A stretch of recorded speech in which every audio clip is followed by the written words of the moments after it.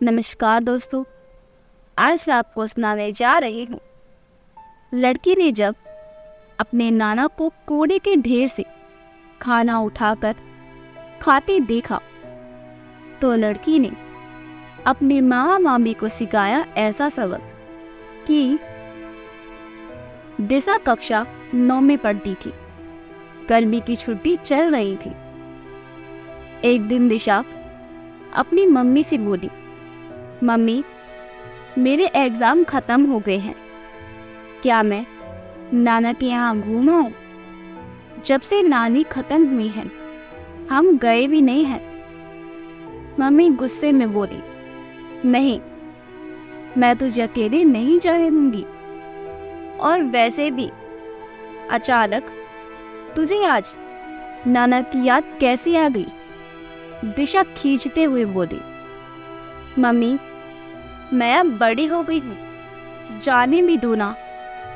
कल रात नाना मेरे सपने में आए थे, इसलिए अचानक आज उनकी याद आ गई। प्लीज़ प्लीज़ ये जाने दो। मम्मी ने कहा, जब से तेरी मामी आई है मेरे कदम तो नहीं पड़ते उस घर में।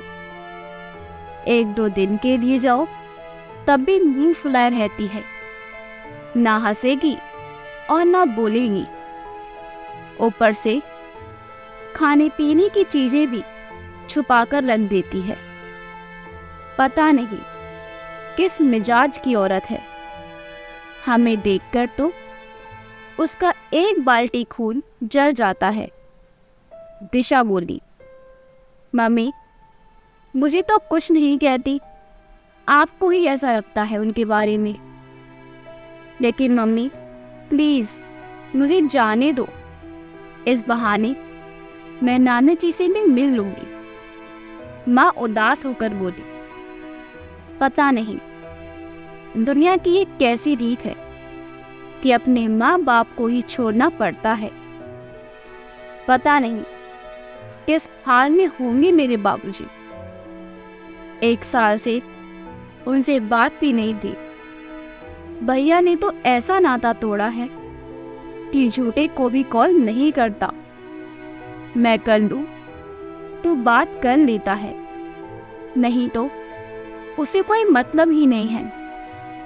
न खुद का हाल बताएगा न किसी का हाल पूछेगा। 1 साल हो गई, अब तो मेरा फोन भी नहीं उठाता। कहते हुए माँ की आंखें छलक आईं। मम्मी थी तो साल में 1 आध चक्कर लग जाता था।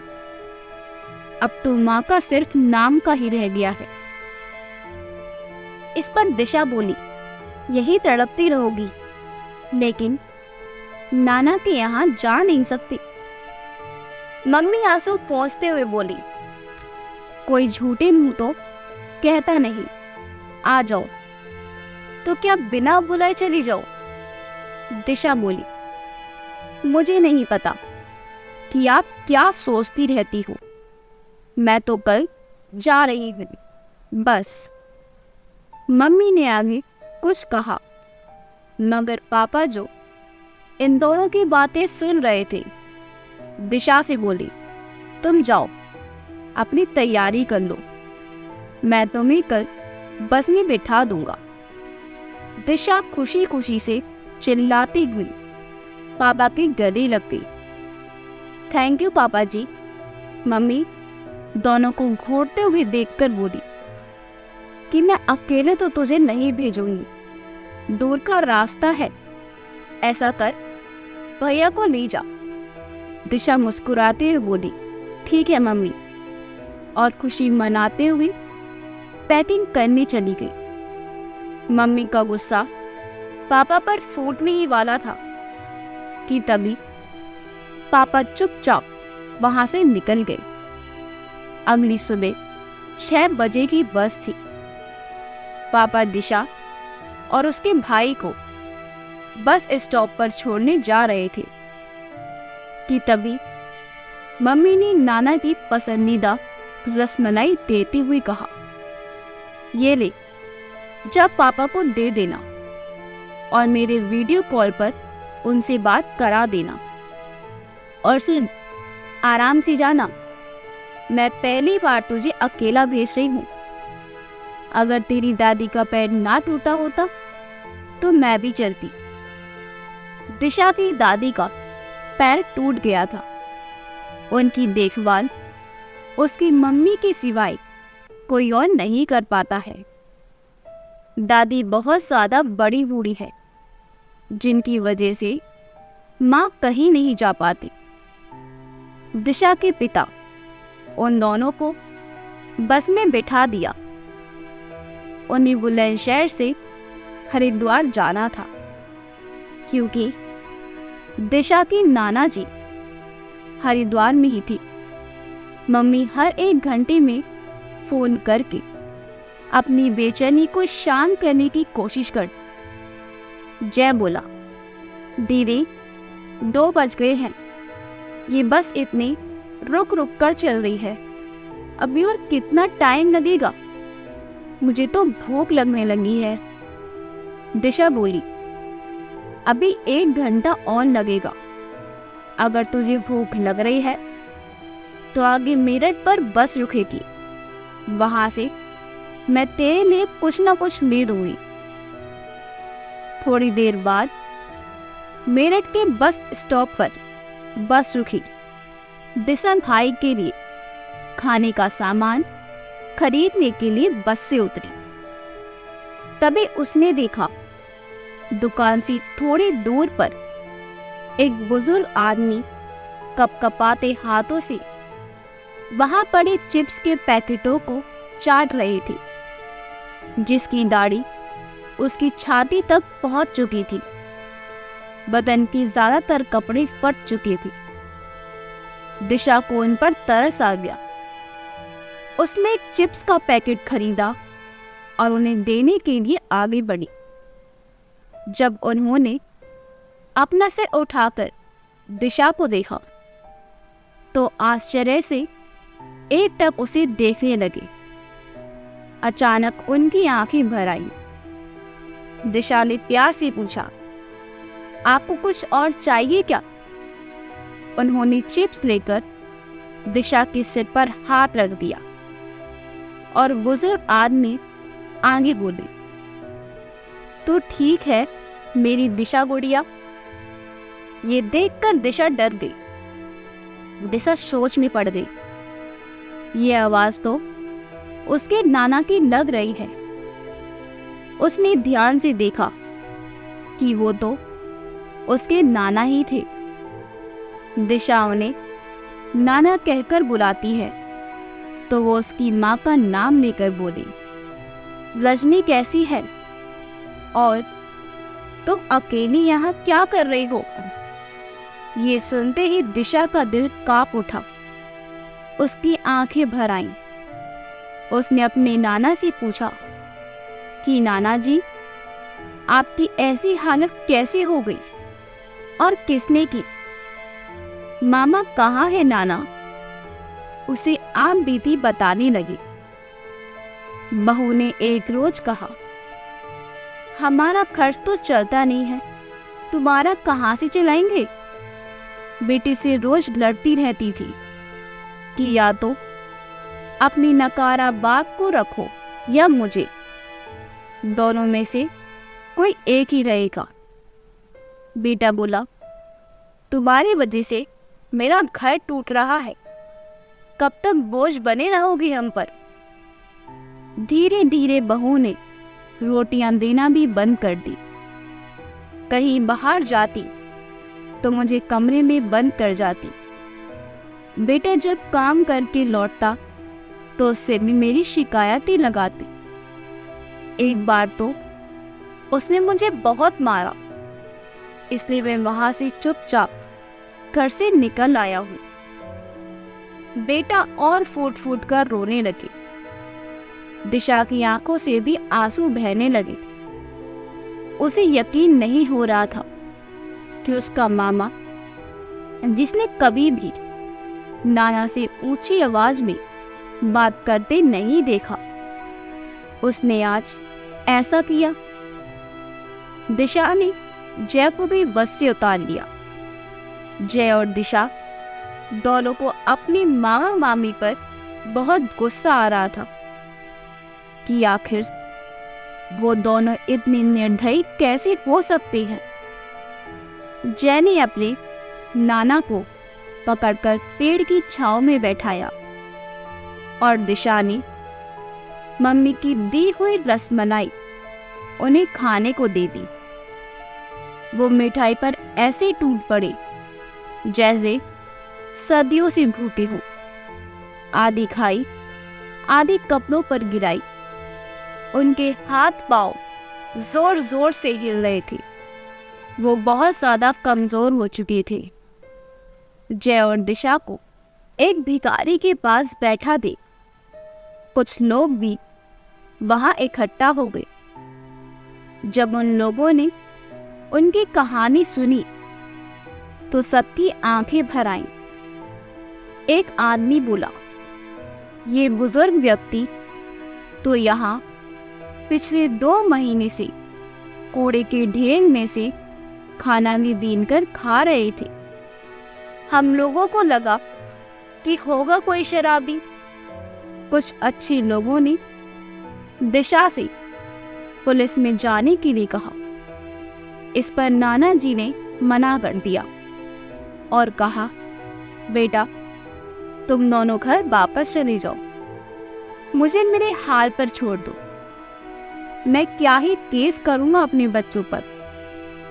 लेकिन दिशा बोली, नहीं नाना जी, सजा मिलना जरूरी है। अगर उन्हें किए की सजा नहीं मिली तो उन्हें अपनी गलती का एहसास कभी भी नहीं होगा। नाना जी, अगर एक को सजा मिलेगी तो कोई और भी ऐसा करने से पहले 100 बार सोचेगा। दिशा अपने नाना जी को ऐसे ही मेरठ से बस द्वारा हरिद्वार पुलिस स्टेशन पर लेकर पहुंच जाती है। नाना बहुत मना करते रहे, लेकिन दिशा ने पुलिस वालों को सब कुछ बता दिया। पुलिस वाले उन्हें लेकर नाना जी के घर पहुंचे, जहां मामी अचानक ऐसे सबको देखकर डर गई। वह छत से अपने पति को कॉल करके बुलाती है अपने बुजुर्ग ससुर को प्रताड़ित करने के लिए। पुलिस वाले उसे अरेस्ट कर लेते हैं। थोड़ी देर बाद उसका मामा भी आ जाता है, जिसे दिशा बहुत सुनाती है। कहती है, अरे मामा, आप वही इंसान हो जिसके लिए नाना ने क्या कुछ नहीं किया। नाना नानी आप पर कितना घमंड करते थे, यहाँ तक कि अपना सब कुछ आपके नाम कर दिया, कुछ भी अपने लिए नहीं रखा। आप कैसे भूल गए इनके एहसानों को, जिसकी वजह से आज आप सर उठाकर जी पा रहे हैं। जब आप सर से पांव तक कर्ज में डूब गए थे, तब नाना जी ने ही अपनी जमीन बेचकर आपको बचाया था और आपने इन पर हाथ उठाया जिनके आपको पांव छूने चाहिए। शर्म आ रही है मुझे कि आप जैसा घटिया इंसान मेरा मामा है। पुलिस वाले उसे ले गए। दोनों गिड़गिड़ाते रहे। जय ने नाना को नहलाया और साफ से कपड़े पहनाए, लेकिन नाना ने कहा उन्हें पुलिस स्टेशन जाना है। दिशा और जय उन्हें पुलिस स्टेशन लेकर गए। वहां देखा तो पुलिस वालों ने मामा मामी की खूब पिटाई की, जिसे देखकर नाना का दिल पसीज गया। वो इंस्पेक्टर से बोली, साहब उन्हें छोड़ दे, मैं अपनी कंप्लेंट वापस लेता हूं। पुलिस वाले बोले, कसूर इनका नहीं है कि ये लोग तुम बुजुर्गों पर अत्याचार करती हैं। कसूर तो तुम लोगों का है कि तुम अत्याचार सहते हो ऐसे नालायक बच्चों के खिलाफ कार्रवाई नहीं करोगे तो इन जैसे को कैसे सबक मिलेगा। एक मछली पूरे तालाब को गंदा कर देती है, वैसे ही इन जैसे कुछ बच्चे पूरे समाज को गंदा कर देते हैं। अरे आपको तो शुक्रिया कहना चाहिए इस बच्ची को जिसने इतनी हिम्मत दिखाई, नहीं तो आपको कभी भी इंसाफ नहीं मिलता। लेकिन नाना पुलिस वालों के आगे हाथ जोड़कर कहा, छोड़ दो साहब, ये तो बच्चे हैं, अगर हम भी उनके जैसा करेंगे तो इनमें और हम में क्या फर्क रह जाएगा। पुलिस वाले उन दोनों को छोड़ देते हैं, लेकिन चेतावनी देते हुए कहते हैं कि आगे से अगर जरा सा भी परेशान किया तो पूरी जिंदगी जेल में बंद रखेंगे।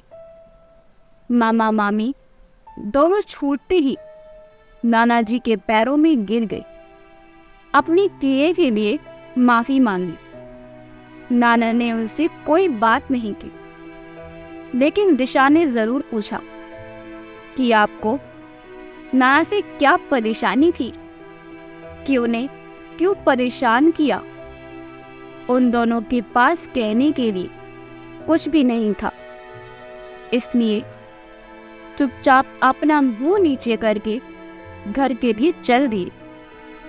दिशा अपने नाना के साथ उनके घर पहुंची, मम्मी से वीडियो कॉल पर बात कराई। उन्हें कुछ नहीं बताया क्योंकि उसकी मां दिल की मरीज थी।